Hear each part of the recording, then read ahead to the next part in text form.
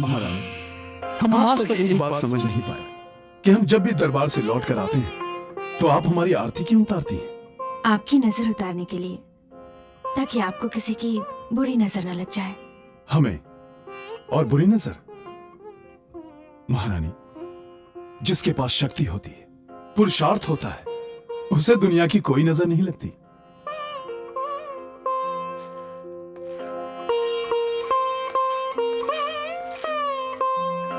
जबकि दुनिया खुद उससे डरती है कि कहीं उसकी नजर उन पर ना पड़ जाए।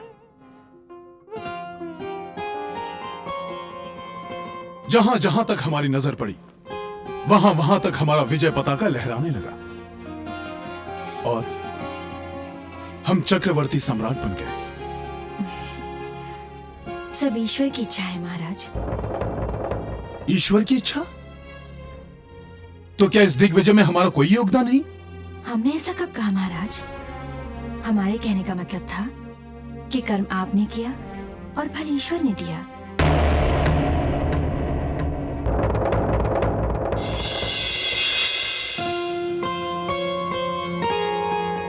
हम जानते हैं महारानी कि हम आपको बातों में नहीं जीत सकते, पर आज आपको इस चक्रवर्ती सम्राट की पत्नी होकर कैसा अनुभव हो रहा है? आपके चक्रवर्ती होने से हमारे पत्नी धर्म पर कोई फर्क नहीं पड़ता महाराज। हम आज भी आपसे उतना ही प्रेम करते हैं जितना कल करते थे, और आप हमें हर रूप में स्वीकार हैं। महारानी, क्या हमारी दिग्विजय, हमारा पराक्रम आपके लिए कोई मायने नहीं रखता? हमारा प्रेम इन सब से ऊपर है महाराज। महारानी, आपकी बातें हमें समझ में नहीं आती। आखिर में आप चाहती क्या हैं? आपका सुख, आपकी प्रसन्नता। तो आज जान लीजिए महारानी, हमारी सुख और हमारी प्रसन्नता इसी में है कि हम सारी दुनिया पर राज करें। इस धरती के कोने कोने में हमारी वीरता, महानता और न्याय के चर्चे हों। महाराज, महाराज, ये क्या हो गया है महाराज को? अपनी विजय, अपनी शक्ति, अपनी इच्छा के अलावा उन्हें और कुछ दिखाई ही नहीं देता, और हमारा प्रेम उनके लिए कोई मायने नहीं रखता।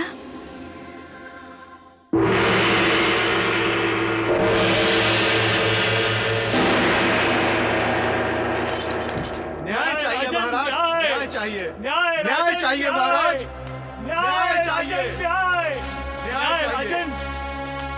महाराज की जय हो। महामंत्री कर्णक, क्या बात है? महाराज, गांव वालों का कहना है कि इस किसान ने इस लड़की की हत्या की है। नहीं, नहीं महाराज, ये सच नहीं है। ये सच नहीं है महाराज, ये सच नहीं है। मैं निर्दोष हूँ महाराज, मैंने कोई हत्या नहीं की है, मैं निर्दोष हूँ महाराज। ये झूठ बोल रहा है महाराज, इसी ने मेरी बच्ची की हत्या की है महाराज। इसे अवश्य मृत्युदंड दिया जाए महाराज, इसे मृत्युदंड दिया जाए। आप शांत हो जाइए। महाराज विक्रमादित्य के दरबार से कोई भी निराश नहीं लौटता। यदि इस व्यक्ति ने अपराध किया है तो उसे दंड अवश्य मिलेगा। किसान, तुम जानते हो कि विक्रमादित्य के सामने कोई झूठ नहीं बोल सकता। बोलो, सच क्या है? महाराज, मैं अपने बच्चों की कसम खाकर कहता हूँ, मैंने कुछ नहीं किया। मैं इनकी बेटी की मृत्यु का कारण हो सकता हूँ, पर हत्यारा नहीं। पहेलियां मत बुझाओ, साफ साफ कहो जो भी कहना चाहते हो। महाराज, कल मैं अपना काम समाप्त करके घर के बाहर विश्राम कर रहा था, इतने में एक लड़की की चीख सुनाई दी महाराज।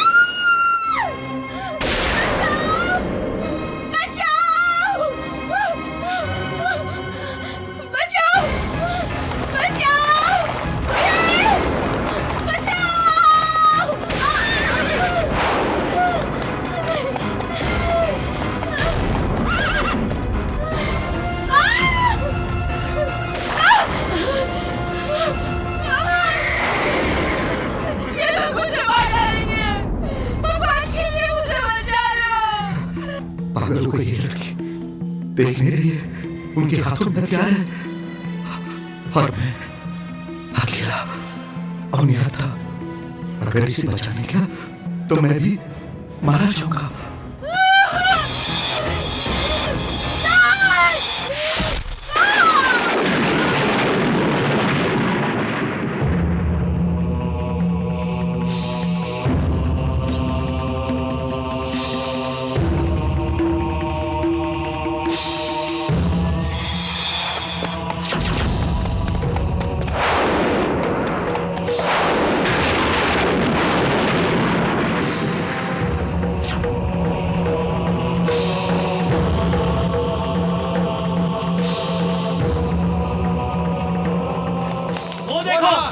हाँ वही है।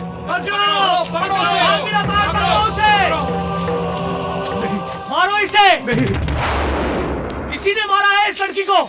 और इन लोगों ने मुझे हत्यारा समझ लिया, फिर पकड़कर यहाँ ले आए महाराज। ये हत्यारा है महाराज। यदि ये उन लुटेरों का सामना करता तो आज ये लड़की जिंदा होती। हाँ महाराज, यही इसकी मृत्यु का कारण है। इसे मृत्यु दंड दीजिए। महाराज इसे सूली पर चढ़ा दीजिए।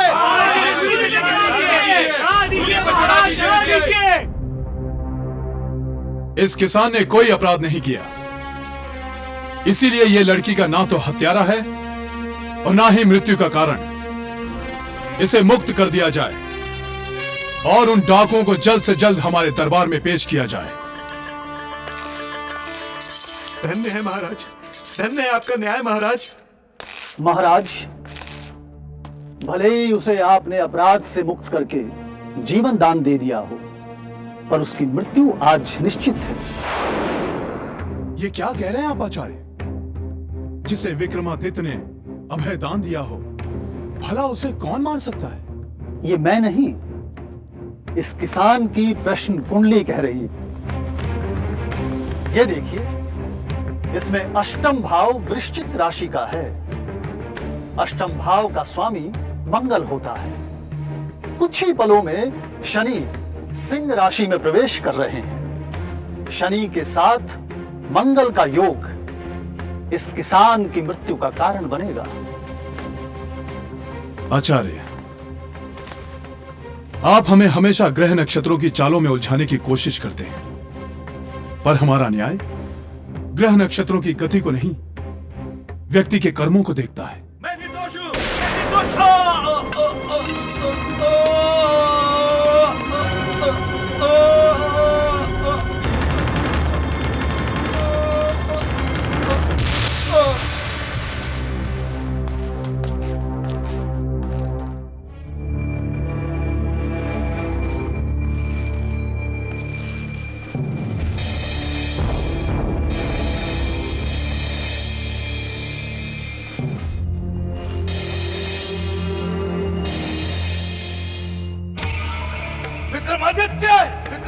मुझे जीवित छोड़कर तुमने बहुत बड़ी भूल की। मैं तुम्हें चेतावनी देता हूँ कि तुम अपने इस फैसले पर एक दिन बहुत पछताओगे।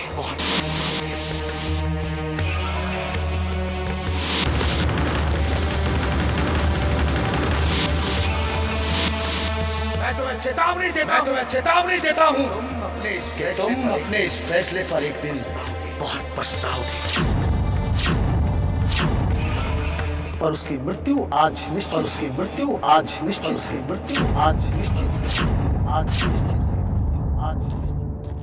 महाराज,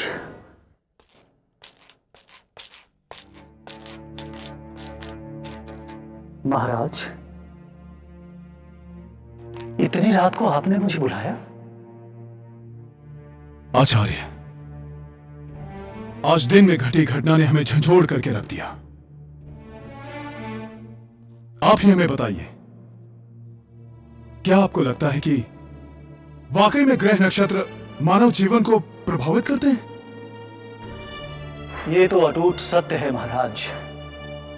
प्रत्येक मनुष्य का जीवन जन्म से लेकर मृत्यु तक 9 ग्रहों की चालों से बंधा है।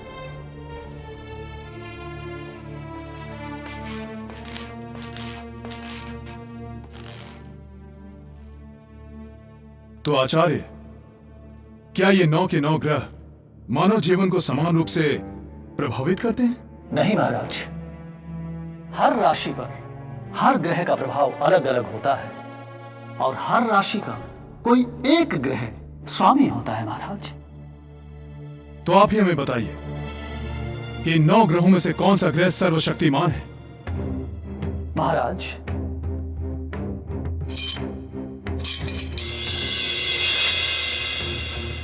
हर ग्रह का अपना अपना महत्व होता है महाराज।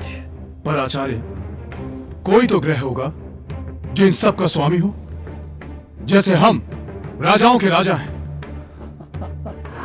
महाराज, इस बात का निर्णय तो आज तक इंद्रदेव भी नहीं ले पाए।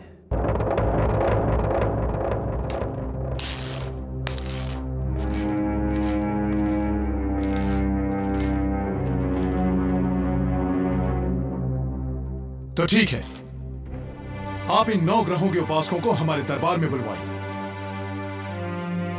हम इन ग्रहों के बारे में सब कुछ जानना चाहते हैं। जी महाराज।